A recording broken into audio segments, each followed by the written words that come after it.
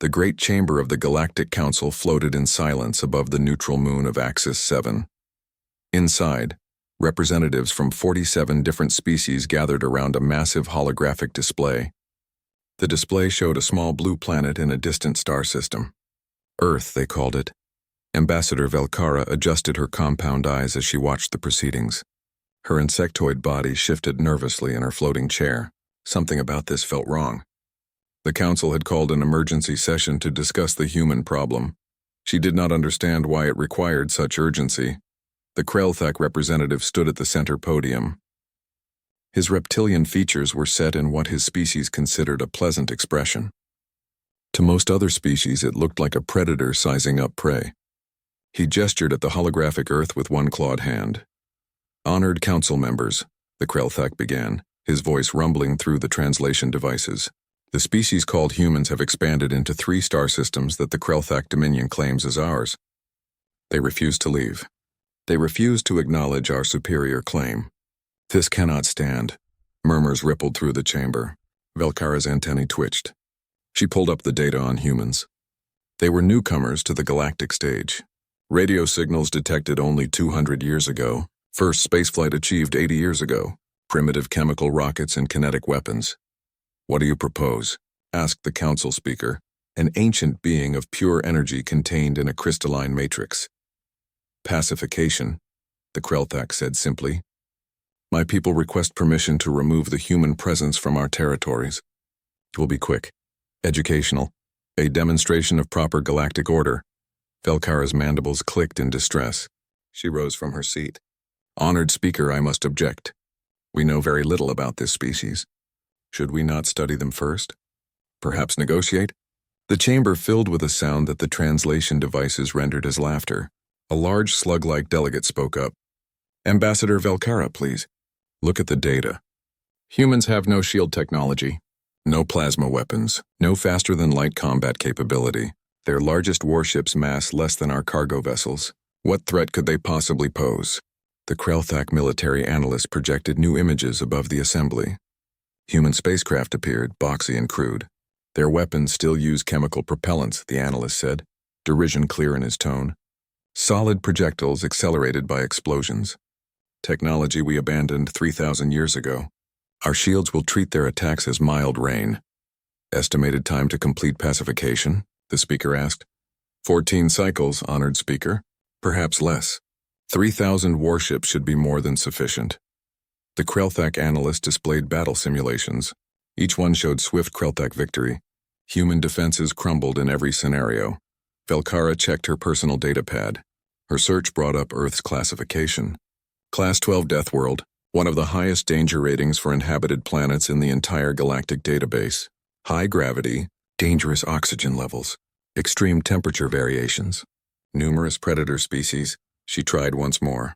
"Honored speaker, Earth is classified as a Class 12 Death World. Perhaps we should consider what kind of species evolves on such a planet before we... Which makes them even less of a threat?" Another delegate interrupted. "Death World species rarely develop advanced technology. They are too busy surviving their own planets."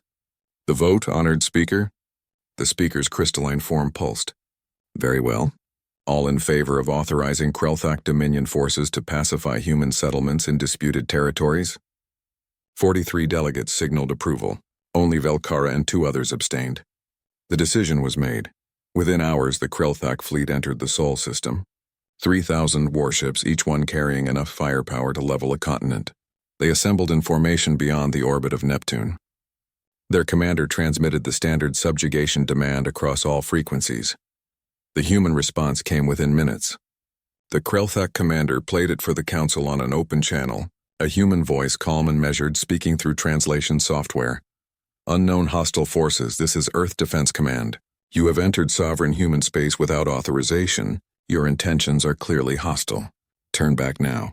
Leave our system immediately. This is your only warning. Failure to comply will be met with military force. We will defend ourselves." The council chamber erupted in that translated laughter again. The Krelthak commander's face appeared in the hologram, his expression showing amusement. "Did they just threaten us, them?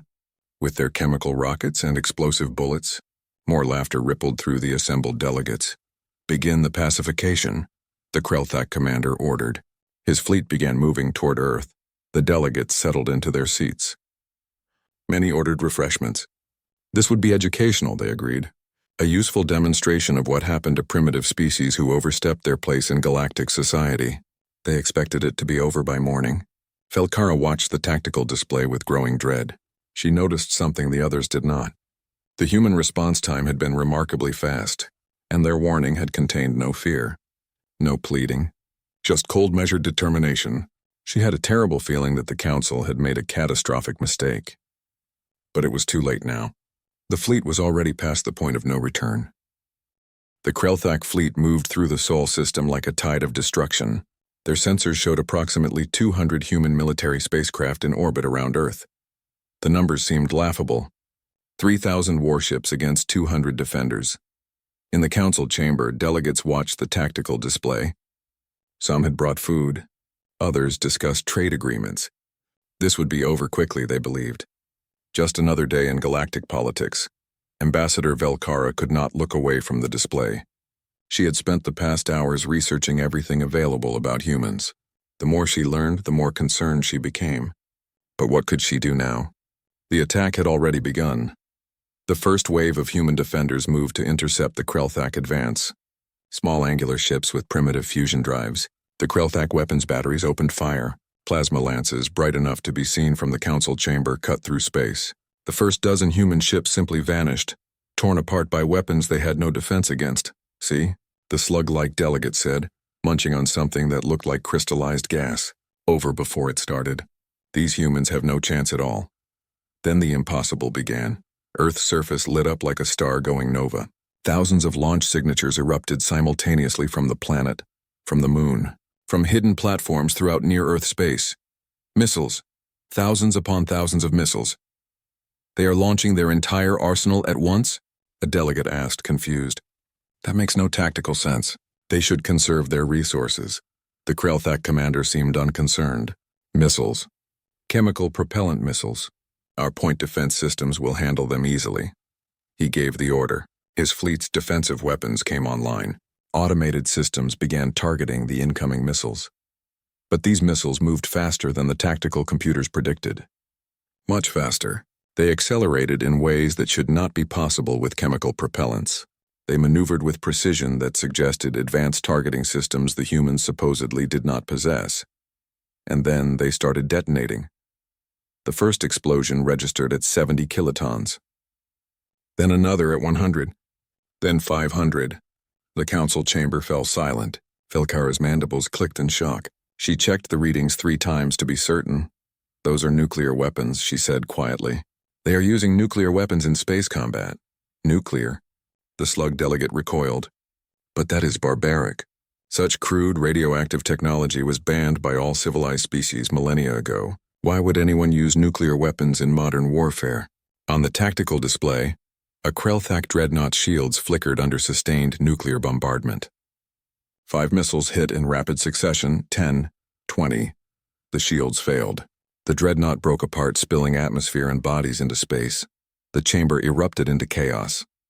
Delegates were standing now, staring at the display in disbelief. A Krelthak dreadnought destroyed, something that had not happened in recorded galactic warfare in 3,000 years. The shields that had protected galactic vessels for millennia were useless against sustained nuclear bombardment. How? The Krelthak commander demanded. Our shields should stop any energy weapon. How are these primitive explosives penetrating our defenses? Velkara understood. She pulled up the data on galactic shield technology. All modern shields were designed to deflect energy weapons. Plasma lances, particle beams, directed energy of all kinds. But nuclear weapons release their energy as a combination of radiation, heat, and physical blast wave. The shields could handle some of it, but not the sheer raw kinetic force of repeated nuclear detonations. More impossibilities revealed themselves. Human pilots flying combat spacecraft at accelerations that should liquefy their internal organs. Sensors showed them pulling 12 G-forces, 15, even 20 in some maneuvers. No known species could survive such forces. Check those readings, a delegate demanded. Those G-forces are fatal. The pilots must be dead. But the human fighters kept flying, kept firing, kept fighting. Velkara checked her database again. Humans had independently invented inertial dampening technology. Crude compared to galactic standards, but effective enough to let their pilots survive forces that would kill anyone else. Then the human railguns opened fire. Solid projectiles, chunks of metal accelerated to 3% the speed of light. The Krelthak shields, designed to deflect energy weapons, did nothing against solid matter traveling at relativistic speeds. The projectiles punched through shields like they were not even there. A human destroyer took a direct hit from a Krelthak cruiser. Its hull breached. Atmosphere vented into space. The ship was clearly dying. The council delegates expected it to retreat to try to save its crew. Instead, the destroyer's engines flared to maximum. It accelerated directly toward the Krelthak cruiser that had damaged it. The human ship rammed the much larger Krelthak vessel at full speed. Both ships disintegrated in a flash of energy and debris. Silence fell over the council chamber. They deliberately sacrificed their ship, a delegate whispered. They killed themselves to take out one enemy vessel. What kind of species does that? 3 more human ships, all heavily damaged, turned toward the Krelthak fleet. Their intentions were clear. No species in the galaxy used suicide tactics. It was illogical. It went against every survival instinct. Ships were valuable. Trained crews were valuable.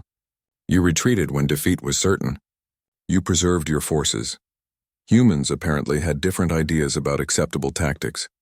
Velkara pulled up Earth's classification again. Class 12 Death World. She read the description more carefully this time. Earth's gravity 1.0 G standard. Most galactic species evolved on worlds with 0.3 to 0.6 G. Atmospheric oxygen content 21%. Most species breathed 8 to 12%. Temperature range -80 to +60 degrees. Most species required +10 to +30. This was not just a death world. This was a planet that actively tried to kill anything living on it. And humanity had not just survived, they had thrived. They had built cities. They had built spacecraft. They had weaponized their entire civilization. Honored speaker, Velkara said, her voice cutting through the shocked silence. I request immediate cessation of hostilities. We have made a terrible mistake. We do not understand what we are fighting. Nonsense, the Krelthak representative snarled. They destroyed a few ships with lucky shots and crude tactics. My commander requests reinforcements. We will crush these primitives and teach them their place. The speaker's crystalline form pulsed. How many ships have been lost? A long pause. Then the Krelthak commander's voice strained. 47 ships destroyed. 116 damaged. In the first engagement, more silence. 47 ships, in one battle. Against a species the Council had expected to defeat in 14 cycles. Velkara looked at the tactical display. The battle was still raging, and something told her this was just the beginning. The humans had given them a warning. They had not listened. Now they would learn the price of underestimating a species from a death world. 4 days had passed since the first shot was fired. The Krelthak fleet had lost 400 ships. 400. The number kept growing. The council chamber remained in constant session, delegates watching in horror as everything they thought they knew about warfare proved wrong. Earth's orbital infrastructure lay in ruins. Dozens of cities burned from orbital bombardment. The Krelthak had succeeded in that much. But humanity was still fighting, still resisting, still refusing to surrender. Velkara watched as the tactical display showed evacuation patterns on Earth's surface. The humans were moving millions of people away from the battle zones with impossible efficiency. Entire cities disappeared underground. How long had they been preparing for this? How long had humans been planning for alien invasion? She pulled up human history files. Her compound eyes widened as she read. Bunkers. Thousands of bunkers. Underground cities. Contingency plans. Humanity had spent decades preparing for this exact scenario. First contact protocols. Defense strategies. Evacuation procedures. They had imagined alien invasion and prepared for it. The Krelthak are deploying ground forces, announced a military observer. They intend to force surrender through direct conquest of human population centers. This was standard procedure. Orbital superiority followed by ground forces. Every conquest in galactic history followed this pattern. The defenders would surrender when faced with overwhelming force on their home soil, except humans did not seem to understand the concept of surrender. The first Krelthak landing occurred at a human military base in a place called Nevada. 5,000 Krelthak warriors, each one trained in combat, each one equipped with advanced plasma weapons and powered armor. They faced approximately 300 human soldiers. The battle lasted 6 days. The council watched in stunned silence as human soldiers fought with a ferocity that defied all military logic. They used chemical weapons, biological agents. They set traps. They booby-trapped their own dead. They refused to retreat even when completely surrounded.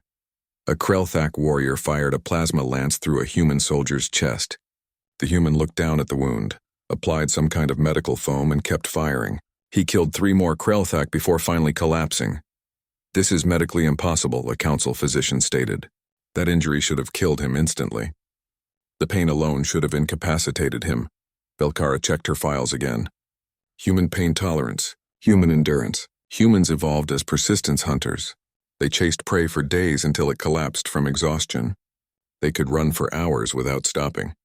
They could survive injuries that would kill any other species, and they had evolved on Earth, a planet with 1.0 g gravity. The Krelthak warriors from a 0.4 g world struggled to move under Earth's crushing gravity. The humans moved easily, naturally. They had lived their entire lives under forces that would cripple most galactic species. One human soldier lost his arm to a plasma bolt. He applied a tourniquet with his remaining hand. Then he picked up his weapon with his one remaining arm and continued fighting. He survived another hour before finally succumbing to blood loss. The council delegates sat in horrified silence. This was not warfare as they understood it. This was something else, something primal and terrifying. Then the reports started coming in from the outer system. Mars colony had joined the fight. The belt mining stations had joined the fight. The Jupiter refineries had joined the fight. They were using industrial equipment as weapons. Mining lasers, ore processors, mass drivers designed to move asteroids, a human colony ship, a civilian vessel designed to carry families to new worlds, rammed a Krelthak carrier. The colony ship was not even armed.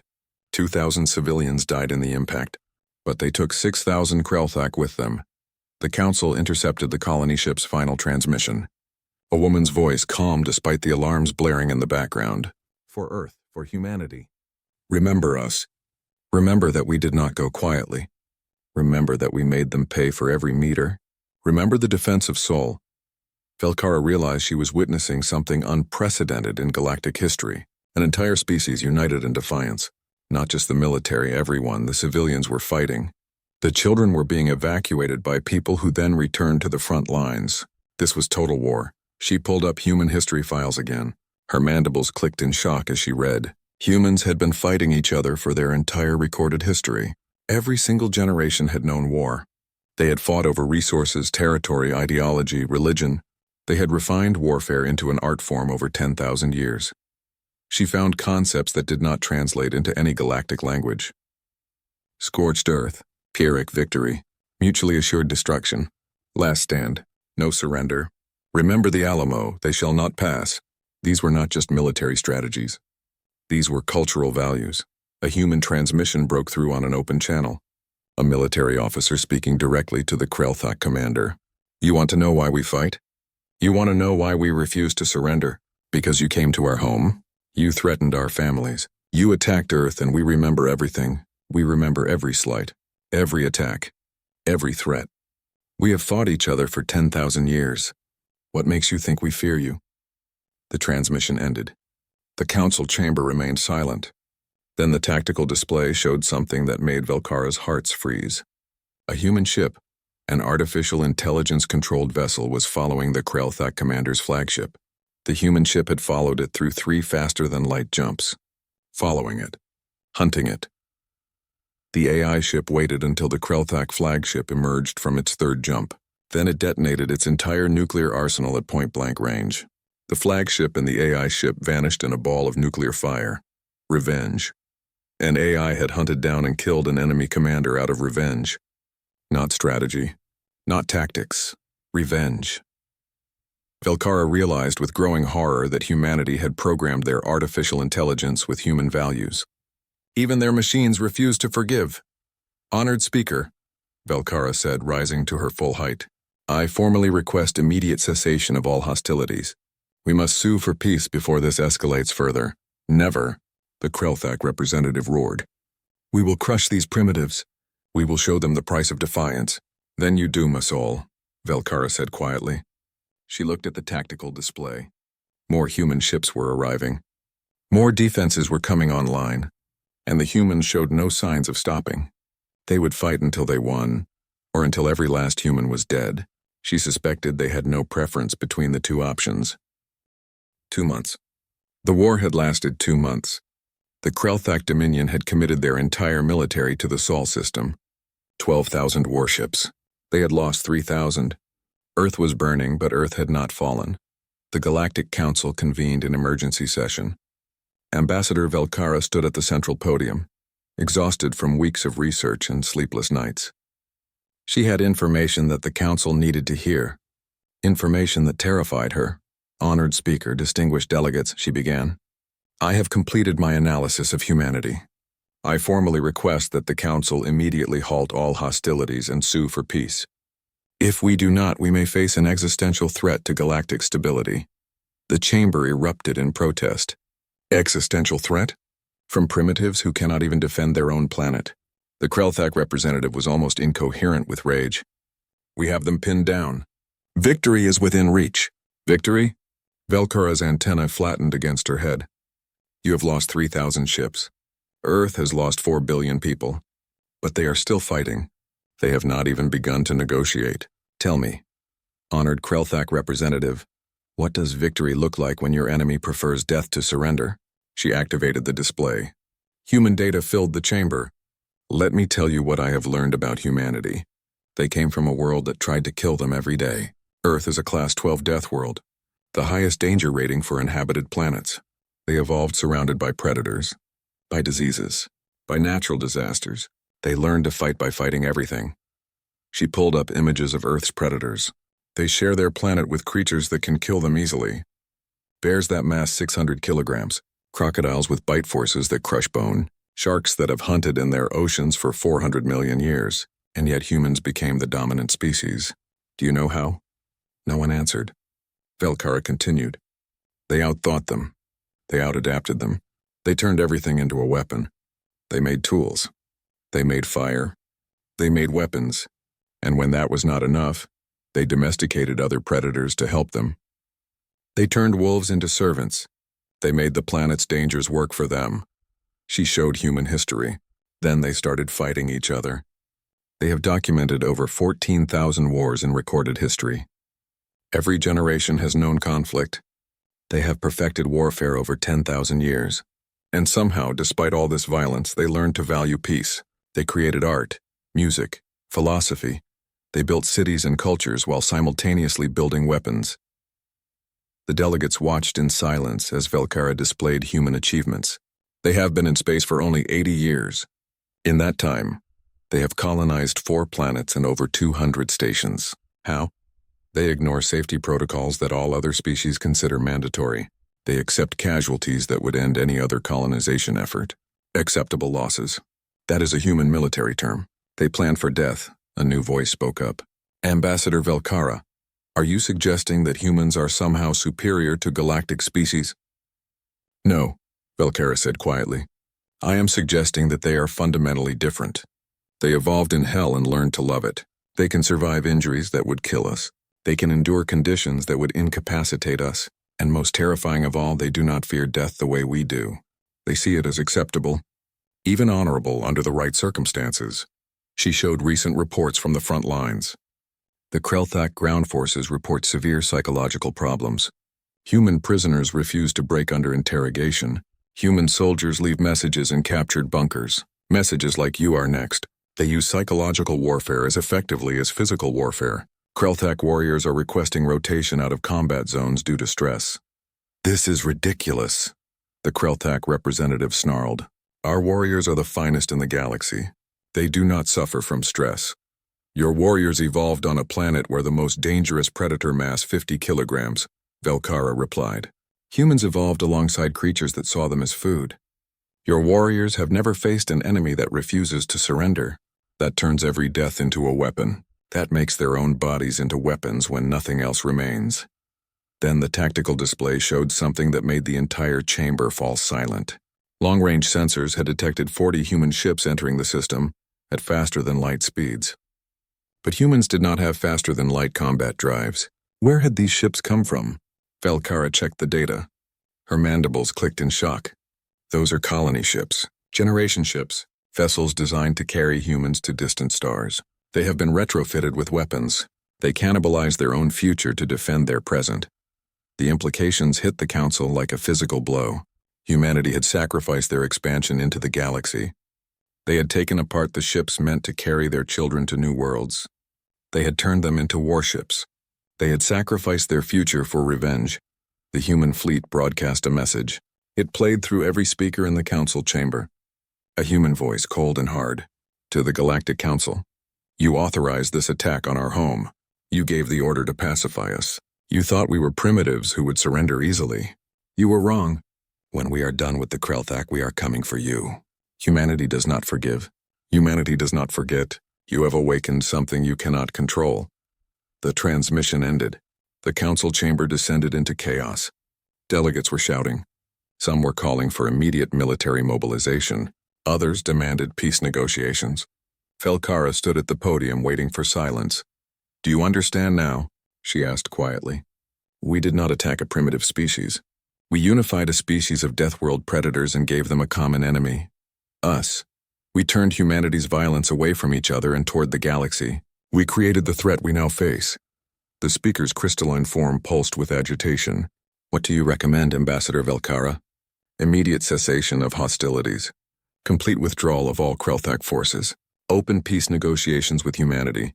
And pray that they accept.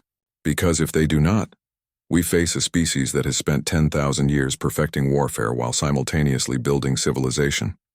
They are now turning that expertise toward us. She looked around the chamber at the assembled delegates, species from across the galaxy, advanced civilizations, peaceful societies. None of them had ever faced anything like humanity. We thought we were attacking primitives. Instead, we attacked predators, and now they are hunting us. Several delegates began signaling for votes. The mood in the chamber had shifted completely. Fear replaced arrogance. Velkara watched the human fleet on tactical display. 40 ships, compared to the thousands the Krelthak had brought. But she knew numbers did not matter anymore. Humanity had already proven that. They would fight until they won or died. And right now Velkara was not sure which outcome terrified her more. 3 months after first contact, the war ended. Not with Earth's surrender. Not with human defeat. The war ended with the complete collapse of the Krelthak Dominion's military. They had lost 89% of their fleet. Their economy was shattered. Their warriors were broken. They sued for peace. Humanity had lost 4 billion people. 3 of their colonies were uninhabitable. Their infrastructure lay in ruins. Cities that had stood for centuries were now radioactive craters. But they were still standing. Still building. Still ready to fight if needed. The Galactic Council arranged a peace conference on neutral ground. Ambassador Velkara arrived early, her nerves frayed after months of sleepless nights. She had spent the entire time researching humanity, learning their languages, studying their culture. She needed to understand them if there was any hope of peace. When the human delegation arrived, the council chamber fell silent. This was the first time most delegates had seen humans in person. They were short by galactic standards. Their bodies looked fragile, but they moved with the grace of predators. Their eyes scanned constantly, assessing, evaluating, looking for threats. The human ambassador was a woman named Chen Wei. She was old by human standards, with gray hair and lines on her face. But her eyes were sharp and hard. She walked to the center of the chamber without hesitation. She looked around at the assembled delegates with something that might have been contempt. Honored speaker, Chen Wei began, her voice cold and measured. I am here on behalf of humanity. We come to discuss peace. But let me be clear about something first. You attacked us. You invaded our home. You killed 4 billion of our people. You destroyed our cities. And you did this because you thought we were primitives. You were wrong. The chamber remained silent. Chen Wei continued. During the 3 months you attacked us, we did something interesting. We reverse-engineered every piece of Krelthak technology that fell into our hands. Every weapon, every shield generator, every faster-than-light drive component. We took them apart and figured out how they work. She activated a holographic display. Images of human shipyards appeared. New vessels under construction, ships that looked nothing like the crude boxes humans had used at the start of the war. These ships had sleek lines, advanced armor, shield emitters visible along their hulls. We now have shield technology. We have plasma weapons. We are 6 months away from deploying military-grade faster-than-light combat drives. In 3 months, while fighting for our survival, we made 200 years of technological advancement. Think about that for a moment. The implications sent shockwaves through the Council. Humanity had not just survived. They had learned, adapted, advanced. They had turned the attack into an opportunity to leapfrog centuries of development. We still have our nuclear weapons, Chen Wei said quietly. We still have our railguns. We still have our willingness to sacrifice everything to defend ourselves. But now we also have your technology. So let me ask you this. What do you think happens if someone attacks us again? No one answered. The threat was clear. Humanity was now one of the most dangerous military powers in the galaxy, not because they had the best technology, but because they had good enough technology combined with a willingness to use it without hesitation. The speaker's crystalline form pulsed. Ambassador Chen Wei, the Council offers its sincere apologies for the attack on your people. We offer reparations, technology sharing, a permanent seat on the Council with full voting rights. We offer peace. We accept your apologies, Chen Wei replied. We will take your reparations. We will take the Council seat. But we also have demands: full sovereignty over human space, protection for all human colonies. A formal declaration that attacks on humanity will be treated as attacks on the Council itself, and war crime trials for every Council member who voted to authorize the attack. Protests erupted. Delegates shouted objections. Chen Wei waited for silence.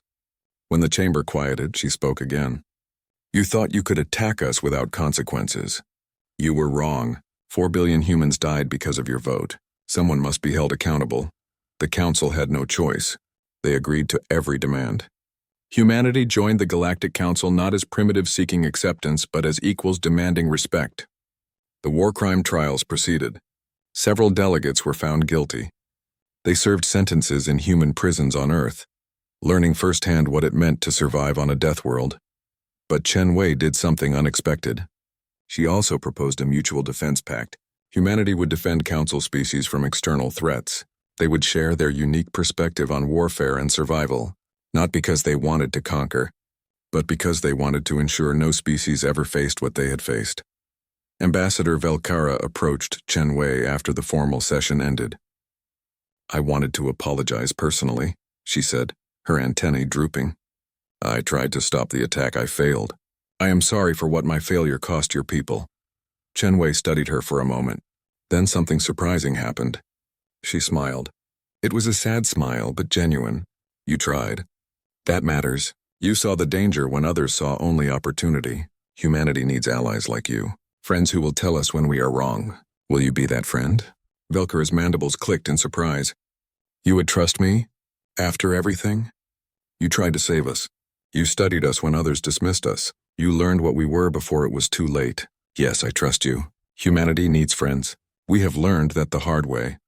As the peace conference concluded, the Council updated every military database in the galaxy. Earth's classification changed. The new entry read, Death World Class 12. Inhabitants, Humanity. Threat level, Extreme. Recommendation, never engage in hostile contact. Subnote, humans are dangerous not because of superior technology, but because they refuse to surrender. They lost 4 billion people and call it a victory. Because they survived. They turned losses into learning opportunities. They sacrifice everything to defend their own. They never forgive. They never forget. Approach with respect or not at all. On Earth's moon, a memorial was being constructed, simple structure of stone and metal. The names of the 4 billion dead were inscribed on walls that stretched for kilometers. At the entrance, a single inscription in a dozen languages they came to conquer. They learned why Earth has never been conquered. Remember the defense of Seoul. Remember that we survived. Remember that we made them pay for every meter. Remember that we turned tragedy into strength. Remember that we did not go quietly. Ad Astra, to the stars. In the shadows, human military scientists were already developing new weapons, new defenses, new strategies. Because humanity had learned the ultimate lesson from first contact. In the galaxy, you were either predator or prey. Humanity had been prey once when they were small bands of hunters on the African plains. Never again. They had clawed their way to the top of Earth's food chain. Now they would do the same among the stars. Not through conquest, not through cruelty, but through the simple, unbreakable determination to survive, to protect their own, to ensure that no one would ever again underestimate what humans were capable of when their homes and families were threatened. The galaxy had awakened a sleeping giant, and now that giant was wide awake, watching, learning, and preparing, just in case.